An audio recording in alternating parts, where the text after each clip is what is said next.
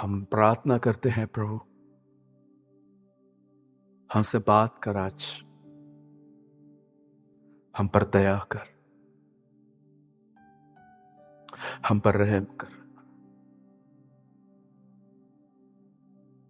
हमारी मदद कर प्रभु। तेरा वचन कहता है मेरे लोग मेरी सुनने के कारण जीवित रहेंगे। Speak to us Lord, speak to us. May your glorified name, may your honorable name will be glorified in our midst। आपका आदरमय नाम हमारे बीच में आज आदर पाए। हम आपसे ये विनती करते हैं, हम आपको सारी महिमा और आदर देते हैं यीशु मसीह के नाम, आमीन। सबको जय मसीह की।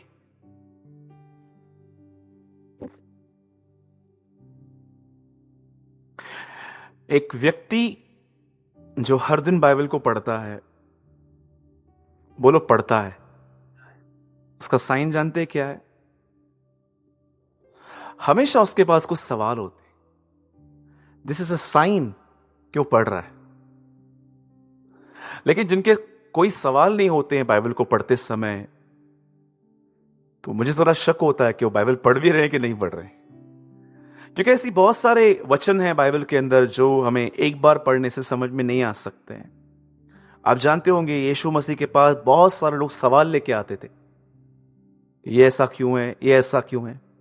कुछ को सवालों का उत्तर देता था, पर कई बार ऐसा भी हुआ कि उन्होंने सवाल पूछा और यीशु ने उत्तर नहीं दिया। यीशु ने उल्टा उनसे एक सवाल और पूछा। आप पढ़ सकते हैं, ऐसा लिखा है।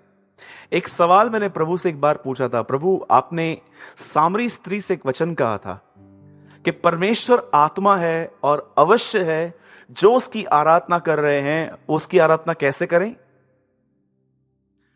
4 लोग ही बोल रहे हैं, बोलो आत्मा में और सच्चाई में, राइट? प्रभु ने एक दिन मुझे कहा कभी स्टेज पे वो गीत मत गाना जो तूने पहले मेरे लिए कमरे में नहीं गाया है। एक दिन मैं वर्शिप कर रहा था और मुझे परमेश्वर ने कहा कभी स्टेज पे वो गीत मत गाना जो तूने कभी बैठ के मेरे साथ कमरे में नहीं गाया है। यू नो, वर्शिप क्या होती है? कई लोगों को वर्शिप के लिए उनको लगता है सिर्फ गीत गाना एक आराधना है। थोड़ा आज मैं 10 मिनट पहले वर्शिप के ऊपर बात करता हूं, उसके बाद हम एक बहुत अच्छे टॉपिक में आएंगे, परमेश्वर के प्रेम के बारे में और हम गहराई से जानेंगे। बोलिए वर्शिप। बहुतों को लगता है आराधना का मतलब होता है सिर्फ गीत गाना। एम आई राइट? मैं बिल्कुल भी ये नहीं कह रहा हूं कि गीत गाना आराधना नहीं है, पर मैं आपको बताना चाहता हूं अगर आप सिर्फ गीत गाने को ही आराधना कहते हो तो आपने आराधना को 0% भी नहीं समझा है कि आराधना क्या होती है। ब्रदर यहां प्लेस है, आइए प्लीज कम। बैग हटा दीजिए वहां से, आइए प्लीज कम, नो इशू। बोलिए आराधना। बोलो अपने बाजू वाले को आराधना। आइए मैं आपको एक क्लासिक एग्जांपल देता हूं कि एक्चुअली सच्ची आराधना क्या होती है, क्योंकि बहुत बार लोग अच्छी सिंगिंग करते हैं और उसको आराधना कहते हैं। बोलो सिंगिंग और वर्शिप में कितना अंतर है पता है? जमीन आसमान का। बताओ मूसा और यीशु में कितना अंतर है? आप सब जानते हैं मूसा पृथ्वी से था, यीशु मसीह ऊपर से आया था। राइट है? जितना मूसा और यीशु में अंतर है उतना ही अंतर है आराधना में। मैंने ऐसे बहुत सारे लोगों को देखा है आराधना इस तरह करते हैं, पहले खड़े रहेंगे, पहले देखेंगे ड्रेस कैसा है, सब बनाएंगे अच्छे से, फिर खड़े हो जाएंगे और फिर आराधना उनकी ऐसे होती है। एक गाना गा रहा हूं, चलो हम सब गाएंगे। स्तुति आराधना ऊपर जाती है, आशीष लेकर नीचे आती है। प्रभु हमारा कितना महान, देखो करता है बड़े बड़े काम। Hallelujah hallelujah. अभी देखो, ठीक है, हम गीत गा रहे हैं अभी। स्तुति आरा, ये तो हम गा रहे थे ना। अभी कुछ लोग की आराधना ऐसी होती है, स्तुति आराधना ऊपर जाती है, उत्तर लेकर इशारन में जय मसीह। स्तुति आराधना ऊपर जाती है, आंखों ही आंखों में देखेंगी, ड्रेस तो मस्त सिलवाया है। डू यू नो, ये आजकल की आराधना है कलीसिया की।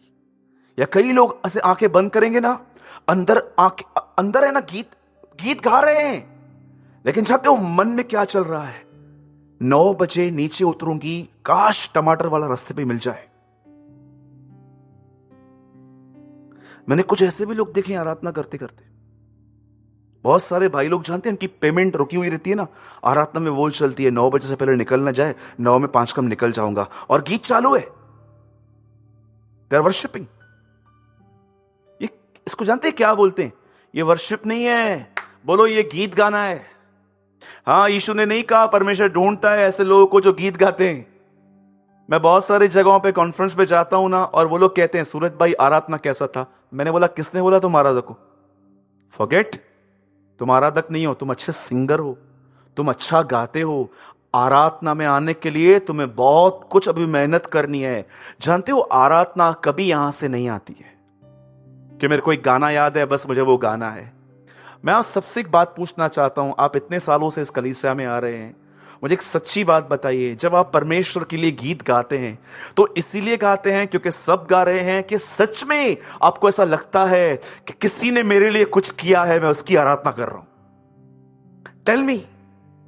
जानते हो पुराने नियम की आराधना कैसे होती थी?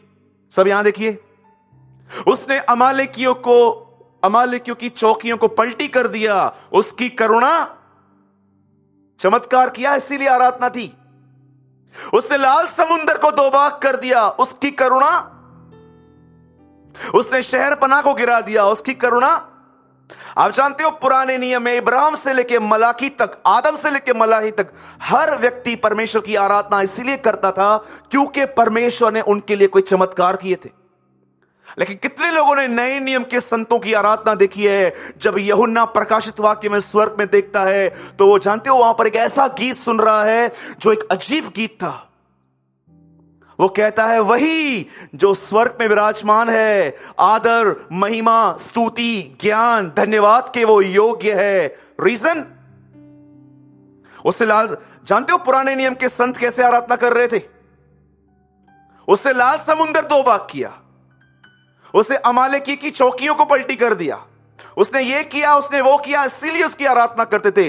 पर आपको पता है जब यूहन्ना ने स्वर्ग में देखा कि सब स्वर्गदूत उसकी आराधना कर रहे हैं, वो इसलिए आराधना नहीं कर रहे थे। लिसन वेरी केयरफुली, तू आदर, महिमा, स्तुति, प्रशंसा और स्तुति के योग्य है क्योंकि तूने पानी को दाखरस में बदला, तूने लाजर को जिलाया, तूने ये किया, तूने वो किया। वो उसको रीजन बोलते हैं क्योंकि तूने अपने लहू से अपने लोगों को खरीदा है। That is worship.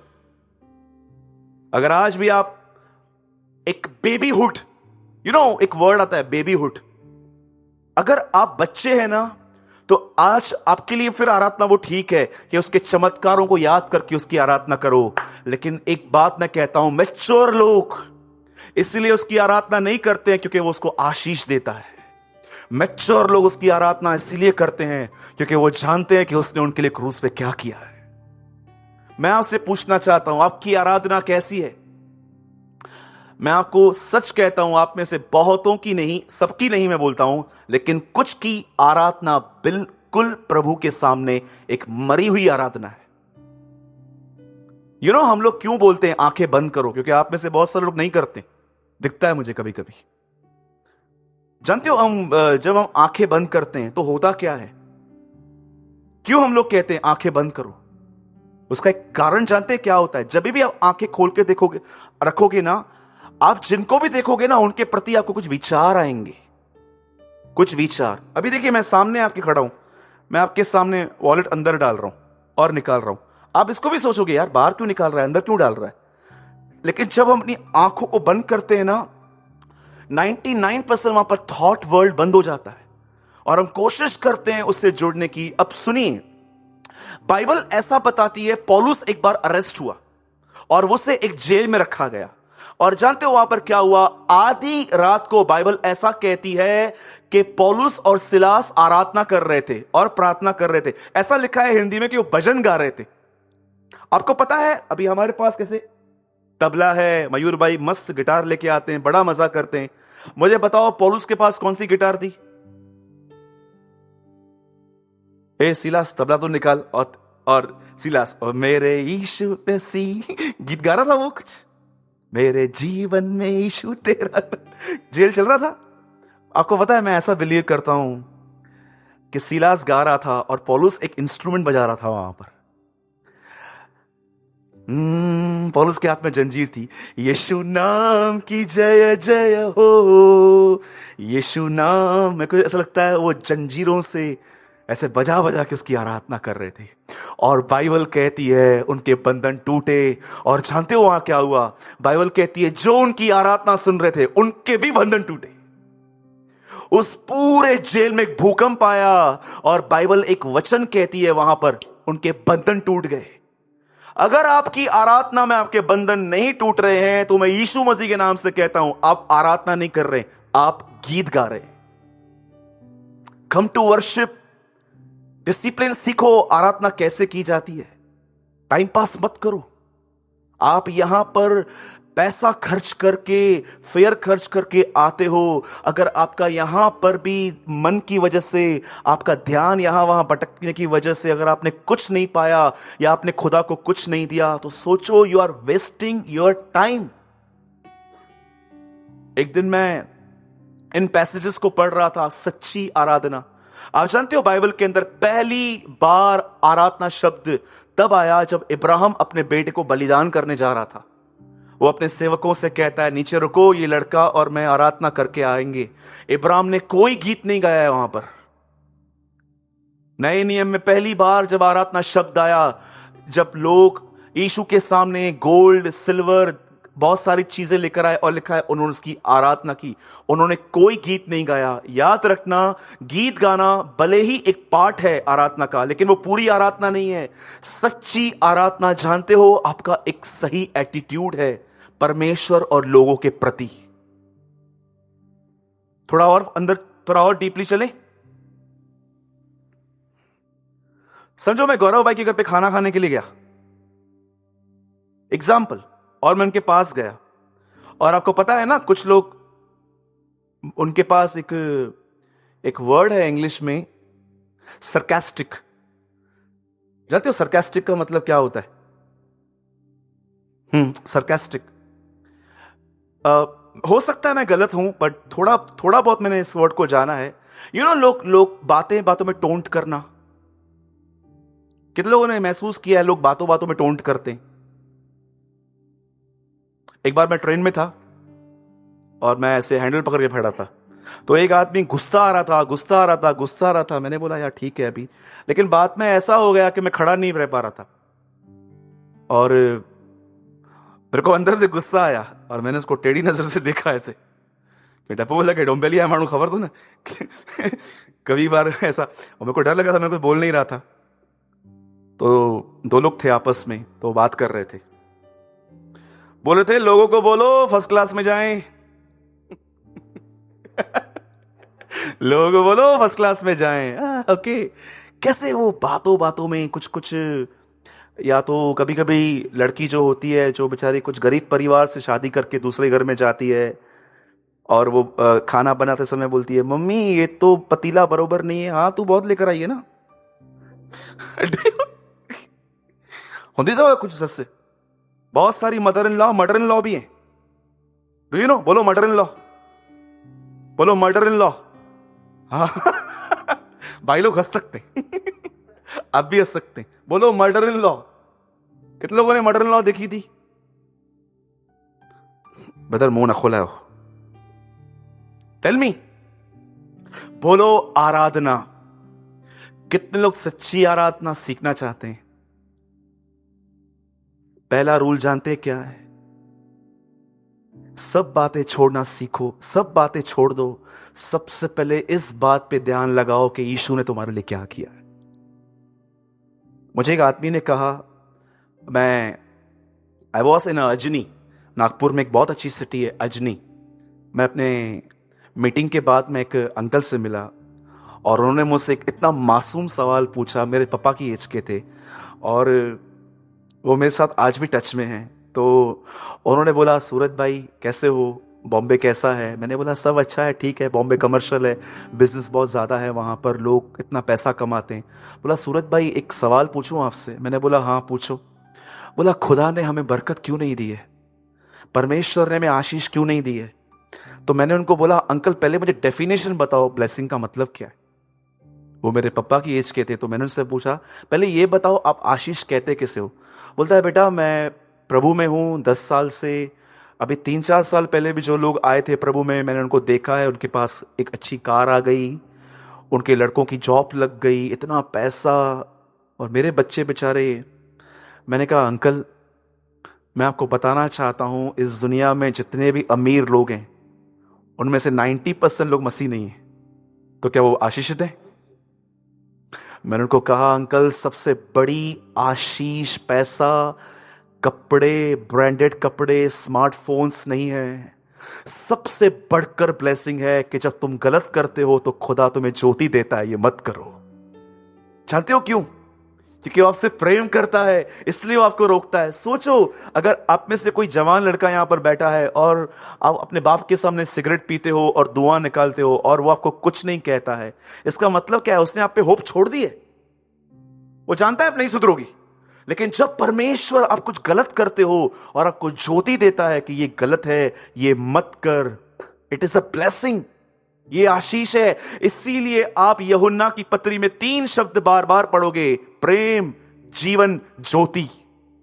रिकॉर्ड करो, आपको चाहिए आज रात को लो पेन और यूहन्ना की पहला यूहन्ना पूरा पढ़ो, आपको बार बार दिखेगा ज्योति ज्योति ज्योति, लाइट लाइट लाइट। आज विश्वासी गाली निकालते हैं, आपको पता है ये बात? आज बिलीवर्स गालियां निकालते हैं और गालियां निकालने के बाद भी उनको अंदर में कुछ रिग्रेट नहीं होता है, उनको लगता ही नहीं है कि मैंने कुछ गलत किया। वो बिलीवर्स हैं, वो बिलीवर्स नहीं है। आप प्लीज इस बात को याद रखना। लेकिन सोचो अगर आपके मुंह से एक रूड वर्ड निकलता है, रूड, एक सिंगल रूड वर्ड आपके अंदर से निकलता है और आपको लगता है मैंने गलत किया, ये ब्लेसिंग है आपके लिए, ये आशीष है। सच में परमेश्वर बेटा जान के आपसे व्यवहार कर रहा है। बाइबल कहती है वो कौन सा पुत्र है जिसकी ताड़ना नहीं हुई? लिखा है जिसकी ताड़ना सबकी होती है, अगर तुम्हारी नहीं हुई तो तुम व्यभिचार की संतान ठहरे। आपको पता है इंसान का नया जन्म कैसे होता है? परमेश्वर के वचन और उसकी ताड़ना के द्वारा। एक परमेश्वर के जन ने कहा गॉडली बनने के लिए स्ट्रॉन्ग रिब्यूकनेस की ऑलवेज नीड रहती है। जरूरी है कि तुम्हारे ऊपर कोई रहे और तुम्हें समय समय पे डांटे और तुम्हें डायरेक्शन दे। आज बहुत सारे बिलीवर्स गुटखा भी खाते हैं, आपको पता है, तंबाकू भी खाते हैं, गालियां निकालते हैं, बिलीवर्स हैं वो। मैं उनको बिलीवर्स नहीं कह सकता क्योंकि परमेश्वर भी उन्हें बिलीवर नहीं कहता है। हां ये समय है, अब भी अगर वो ईमानदार बनेंगे, परमेश्वर की तरफ फिरेंगे, प्रभु उन्हें माफ करेगा, प्रभु उन्हें उठाएगा। क्योंकि बाइबल एक ईमानदार के लिए हमेशा आशा देती है कि वो बच सकता है। राइट? बोलो आमीन। सच्ची आराधना ये नहीं है कि आपने परमेश्वर के लिए क्या किया है। सच्ची आराधना तब स्टार्ट होती है जब आपको यह पता चलता है कि परमेश्वर ने आपके लिए क्या किया है। ठीक है, आइए हम सब वर्ड में आएंगे और ज्यादा टाइम नहीं है हमारे पास, 10-15 मिनट्स में हम इसको कवर करने की कोशिश करेंगे। जिनके पास भी बाइबल है हम सब खोलेंगे लूका का 15 अध्याय, ल्यूक चैप्टर 15। वैसे हम लोग हमेशा प्रचार करते हैं कि परमेश्वर कौन है, लेकिन आज मैं आपको यह बताना चाहता हूं मसीह में आप कौन है। What you are in Christ. आप अपनी पोजीशन को जानिए, क्योंकि मैंने इन दिनों में हर गुनाह की जो एक जड़ है ना, वो है इनसिक्योरिटी, अकेलेपन की भावनाएं। मुझसे कोई प्रेम नहीं करता, ये सेंसेस। आप जानते हो जो भी लोग अपने आप को अकेला महसूस करते हैं, जो एक डिप्रेस लाइफ जी रहे हैं, वो जल्दी शैतान के हाथ में आ जाते हैं। आज मैं आपको बताना चाहता हूं कि परमेश्वर आपसे कैसा प्रेम करता है। मुझे माफ कीजिएगा, मैंने आपसे गलत वचन खुलवा दिया, मतलब मुझे ये नहीं खुलवाना था। यहूदा की पत्री खोलेंगे हम सब, वचन गलत नहीं है, सॉरी, मैंने आपसे कुछ और खुलवा दिया। यहूदा की पत्री पहला अध्याय। आज मैं आपको एक आज्ञा देना चाहता हूं जो बिल्कुल कठिन नहीं है, जो इतनी सरल और इतनी अच्छी आज्ञा है, और अगर ये आप आज्ञा मानेंगे तो हमेशा आप खुश आनंदित रहेंगे। कोई मेरे साथ पढ़िए यहूदा की पत्री पहला अध्याय और उसका 21 वर्ड। एक सेकंड ब्रदर, सबने ओपन किया पेज नंबर 341। हां ब्रदर पढ़िए। अपने आप को बाइबल कहती है अपने आप को परमेश्वर के प्रेम में बनाए रखो और अनंत जीवन के लिए और अनंत जीवन के लिए हमारे प्रभु यीशु मसीह की दया की बाट जोते रहो। लिसन, यहां पर दो बातें लिखी गई हैं। First, always abide in God's love, परमेश्वर के प्रेम में बने रहो। और दूसरी चीज जो यहां पर लिखी गई है वो है परमेश्वर की दया का इंतजार करते रहो। मैं चाहता हूं अब आप थोड़ा इन बातों को थोड़ा ध्यान दीजिए। आप जानते हैं यहां पर एक चीज लिखी गई है जिसको आपको करना है। आप में से कितने लोगों ने पौलुस का यह वचन पढ़ा है, मैंने अपने विश्वास की रखवाली की है? बताओ विश्वास की रखवाली कैसे होती है? कितने लोगों को अपने विश्वास की रखवाली करने आती है? वो ये नहीं कहता है कि मैंने जो मेरे पास जो एफडीज पड़ी है मैंने उसकी रक्षा की है, मेरे पास जो सोना पड़ा है मैंने उसकी रक्षा की है।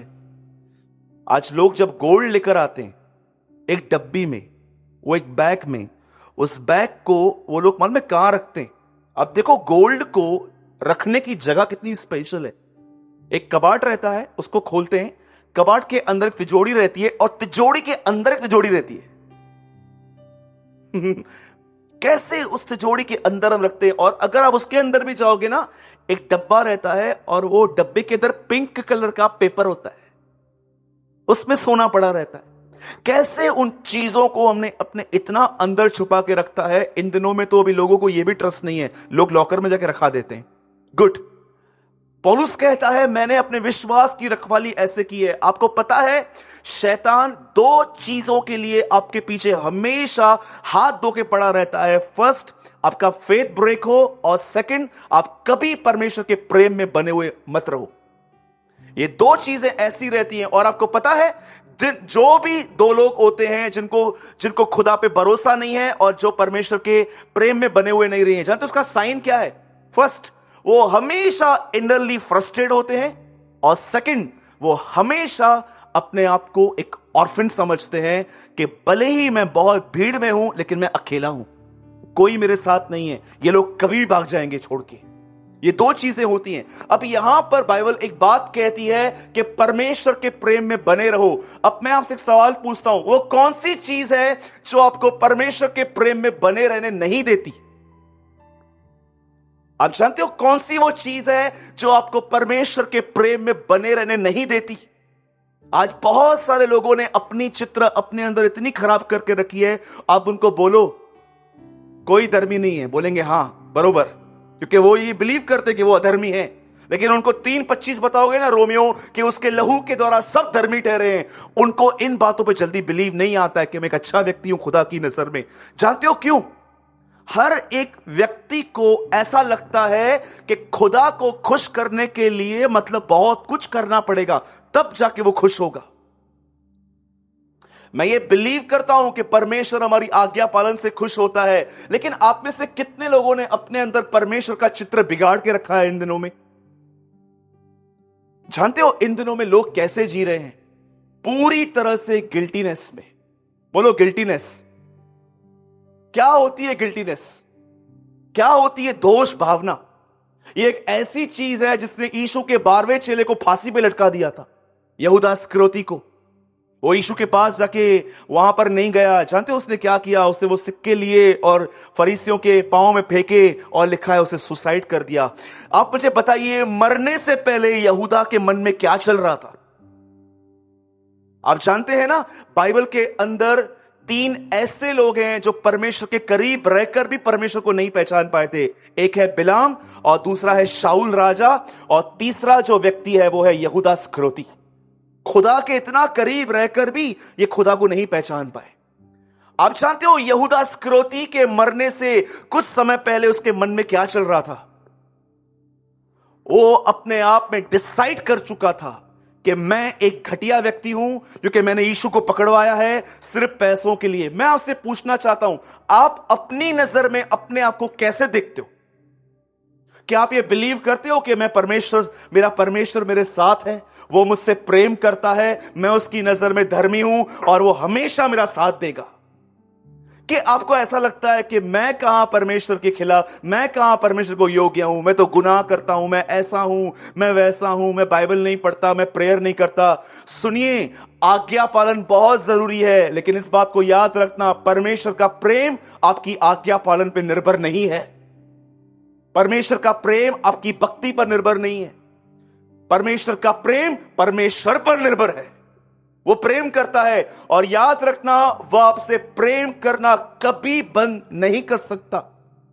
शैतान की झूठी बातों पर मन लगाना बंद कर दो कि मैं ऐसा हूं, मैं वैसा हूं। आपको पता है बहुत सारे लोग इन दिनों में पास्ट में किए गए पाप को भी याद रखते हैं यहां पर, कि मसीह में मैं आया, मैंने बपतिस्मा लिया, और शैतान को तो चांस मिलता है गिल्टीनेस में लेके जाने का। बपतिस्मा के बाद भी तूने पाप किया था, और हम लोग उस गिल्ट में जीते हैं कि हां मेरा जीवन है। मैं आपको एक बात बताऊं, कितने लोगों ने ये बात अपने अंदर महसूस की है? कितने लोगों ने इस बात को सच में अपने अंदर ये महसूस किया है कि पाप की ग्रिप कितनी स्ट्रांग है हमारे अंदर? कभी आपने इस बात को महसूस किया है? आपको पता है ये गलत है, लेकिन आप उसे बंद नहीं कर पा रहे हो, क्योंकि पाप ने आपको अंदर से इतना मजबूत तरीके से पकड़ के रखा है। ये प्रभुता टूटेगी कैसे आखिर? पौलुस कहता है ना, पाप की प्रभुता तुम पर न होनी चाहिए। प्रभुता मतलब राज्य करना। आप में से कितने लोग ये बात चाहते हैं कि आने वाले दिनों में आपके ऊपर पाप की प्रभुता टूटे? मैं पहला हूं। आज मैं आपको बताता हूं, प्लीज आने वाले 5 मिनटों पर ध्यान दीजिएगा। Listen very carefully. बाइबल एक आदमी के लिए बताती है, यह अपने बाप के साथ रहता था। पता नहीं इसको क्या हुआ, एक दिन इसने अपने बाप से कहा कि मुझे पैसा दे, और बाइबल कहती है जेंटल बाप ने, मिलियनियर था मेरे ख्याल से, इसको देने के बाद भी उसके पास बहुत कुछ था, इसने अपना हिस्सा उसको दे दिया। और इस आदमी ने अपना पैसा लेकर, बाइबल ऐसा नहीं बताती है कि वचन ऐसा कहता है, इसे कुकर्म में उड़ा दिया। और हुआ क्या एक दिन जानते हैं? जब इसका सब कुछ खत्म हो गया, ये अपने बाप के पास वापस लौटा। जब इसके बाप ने इसे देखा, आपको पता है इस पूरी स्टोरी के अंदर जो लूका 15 अध्याय में पाई जाती है, सबसे अमेजिंग थिंग क्या है बताओ? बेटे ने पहले बाप को देखा है कि बाप ने बेटे को देखा है? कितनी बार हम दुनिया में देखते हैं, इनको देखेंगे, उनको देखेंगे, ये क्या कर रहे हैं, वो क्या कर रहे हैं, पर आपको पता है बाप सिर्फ आपको देखता है। कितने लोगों को इस बात की खुशी है अपने आप में कि मेरे पास एक ऐसा परमेश्वर है जो 24 आवर्स मुझ में इंटरेस्टेड है। मैं परमेश्वर से एक बात पूछ रहा था, प्रभु मुझे एक बात तो बता, जब भी मैं चर्च में प्रचार करता हूं खुदा तुमसे प्रेम करता है, सब हाँ हाँ करते, हाँ हाँ हाँ, लेकिन मैं अपनी आत्मा में साफ साफ दिखता हूं कि अब भी अपने आप को अकेला महसूस करते हैं। ये आज भी कुछ एक्स्ट्रा अफेयर ढूंढते हैं कि कोई तो चीज हो, कैंडी क्रश गेम हो, मोबाइल हो, कुछ तो हो, कॉमेडी नाइट कपिल, ये वो, तारक मेहता, कुछ ना कुछ इनको चाहिए। ऐसा क्यों प्रभु? जानते हो परमेश्वर मुझे क्या कहता है? बोलता है ये लोग सिर्फ यहां समझते हैं, पर इनको प्रकाशन नहीं है कि मैं इनसे कितना प्रेम करता हूं। जानते हो आप में से बहुत सारे लोग हो सकता है यहां पर समझते होंगे कि परमेश्वर मुझसे प्रेम करता है, आकंदो ना मुझे, लेकिन जानते हो जिस आदमी को भीतर से पता है कि खुदा उससे प्रेम करता है, आपको मैं बताना चाहता हूं उस आदमी की लाइफ कैसे होती है। कोई भी चीज उससे कपड़े, फोन्स, बड़ी बड़ी चीजें, उसे कोई भी चीज अट्रैक्ट नहीं करती। एक दिन मरियम मगदलिनी, आपको पता है, अब आराम से पढ़ना, बाइबल में जब भी लोग स्वर्गदूत से मिलते थे वो डर जाते थे। लेकिन जानते हो, मरियम मगदलिनी के सामने जब स्वर्गदूत आया वो खड़ी थी। मैं सोच रहा था, प्रभु यार ये डर नहीं गई या ये अट्रैक्ट नहीं हुई कि एंजल्स मेरे सामने आए हैं, ऐसा क्यों? तब यीशु ने कहा, जिसने मुझे देखा है वो स्वर्गदूतों को देख के भी अट्रैक्ट नहीं हो सकते। Do you know? आज मैं आपसे एक बात पूछना चाहता हूं। आप यहां पर समझते हैं कि परमेश्वर मुझसे प्रेम करता है, पर क्या आप अपने भीतर के हृदय में जानते हैं कि खुदा आपसे कितना प्रेम करता है? वो हमेशा आपके साथ है और वो चाहता है कि आप उसके प्रेम में पीते रहो। जैसे ये रोमियो 5:5 में लिखा है कि पवित्र आत्मा के द्वारा उसने अपना प्रेम हमारे हृदयों में उंडेला है। क्या एवरी डे परमेश्वर आपके अंदर अपने प्रेम को उंडेल रहा है? जानते हो क्यों नहीं? आपको पता है परमेश्वर आपसे 24 आवर्स प्रेम करता है, पर आपको ऐसा महसूस क्यों नहीं होता? मैंने इन दिनों में सीखा है how to walk in God's love. जानते हो क्यों? लिसन, जब ये बेटा अपने बाप के घर में वापस आया, इसके बाप ने इससे जानते क्या किया? कितने लोगों ने पुराने नियम में पढ़ा है, जब मूसा प्रभु की उपस्थिति में जाता है तो प्रभु से क्या बोलता है? जूती उतार। लेकिन नए नियम में जब ये बेटा वापस आता है, सुअरों के साथ जो गंदे कपड़े थे उसके साथ उसने गले लगाया। ठीक है, तो कैसा भी है। और जानते हो उसके बाद क्या हुआ? उसे कपड़े दिए, उसे जूते दिए, और बाइबल कहती है उसे रिंग दी। और जानते हो उसके बाद एक डीजे पार्टी स्टार्ट हुआ और अब ये बच्चा वहां पर डांस कर रहा था। और जब ये बड़ा बेटा वापस आया तो उसने अपने भाई को इतने सालों के बाद जानते हो क्या देखा? फ्लोर पे डांस करते हुए। यीशुआ बैंड ने गाना बनाया था ना, rock and roll, rock and roll. किसको आता है? जीसस। मुझे ऐसा लग रहा है कि ऐसा गाना चल रहा था, rock and roll, rock and roll, और वो ऐसा मस्त गीत गा रहा था, ए और उसका भाई।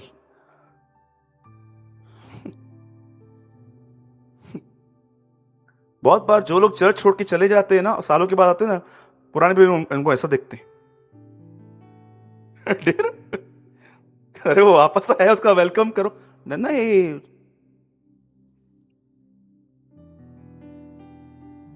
पढ़े जो कितने लोग हैं जो अपने जब आप देखते हो कोई बिलीव में था, वो पीछे हट गया और वापस आ गया, तो आप उसको इस तरह देखते हो। मैं हमेशा कहता हूं, अगर कलीसिया में आपको ऐसा लगता है, अगर आपको कलीसिया के अंदर घर की तरह माहौल नहीं दिखता, तो समथिंग इज रॉन्ग। कितने लोग मेरी बात समझ पा रहे हैं? अब ये बेटा कैसे हो गया? बाइबल कहती है जब इसे अपने भाई को देखा तो क्या हो गया? नाराज हो गया।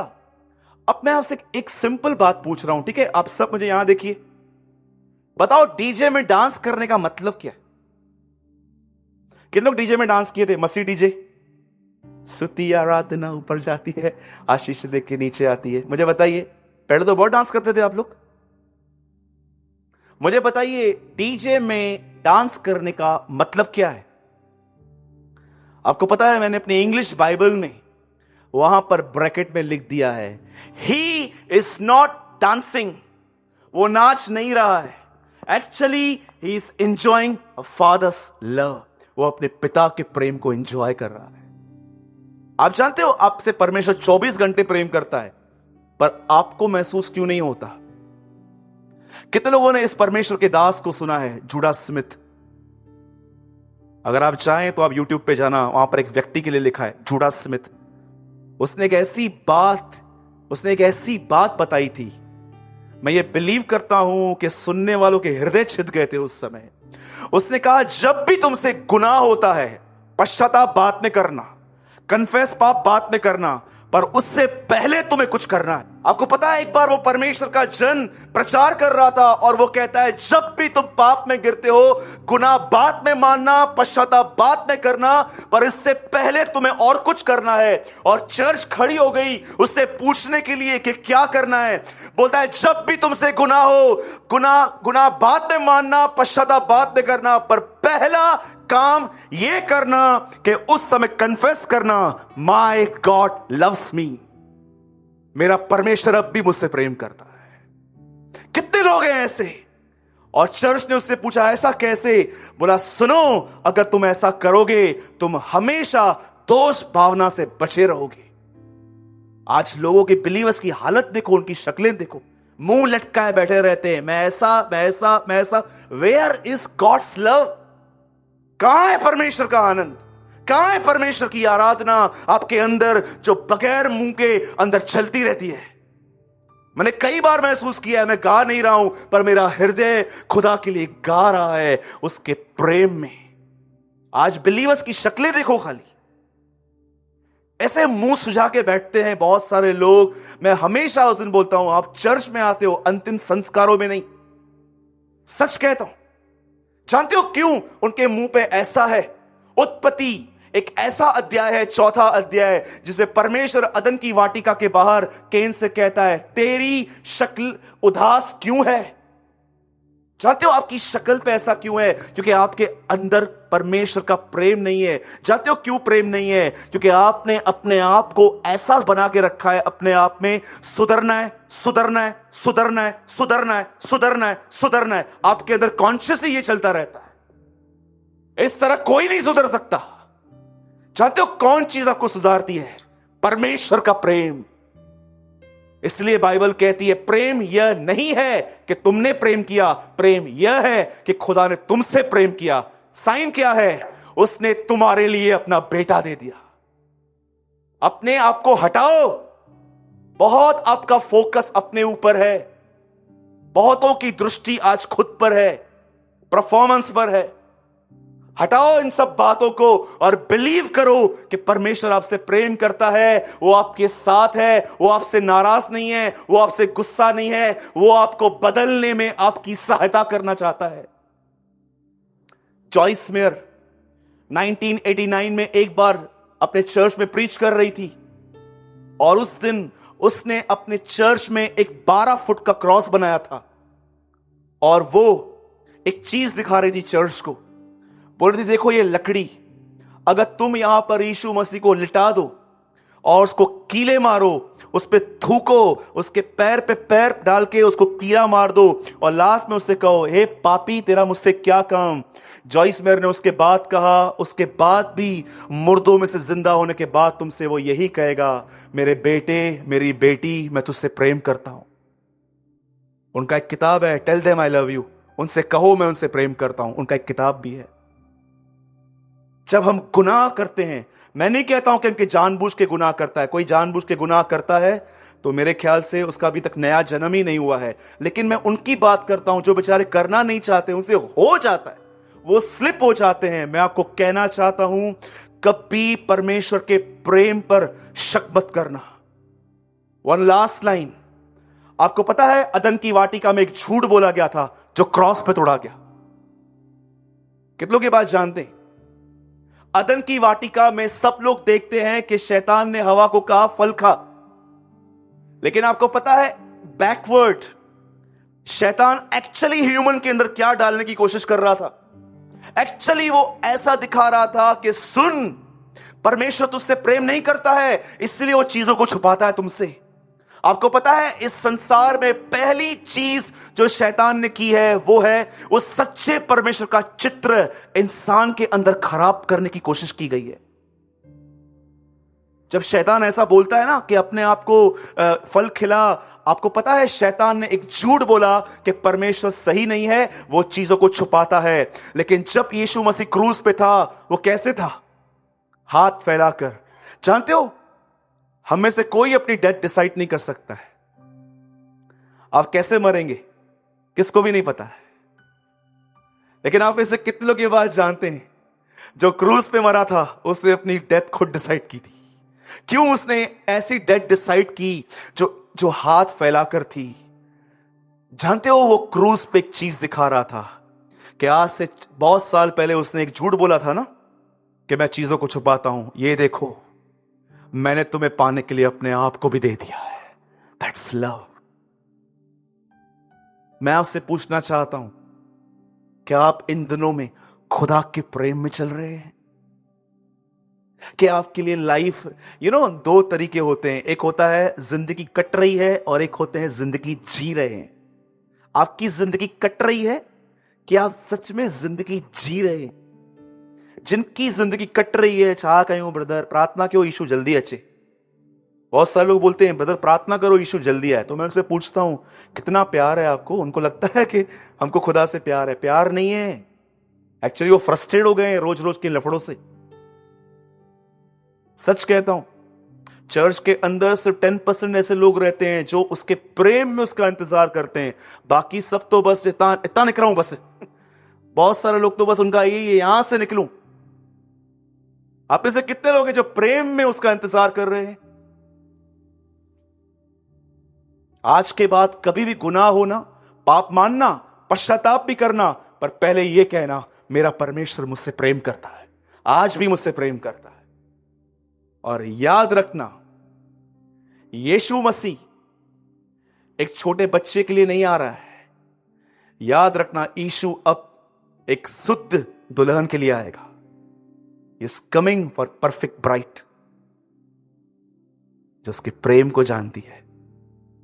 वैसे मैं मीटिंग हमेशा इंकरेज करके खत्म करता हूं, लेकिन आज शायद आपको थोड़ा डिस्टर्ब करके भेज रहा हूं, माफ कीजिएगा।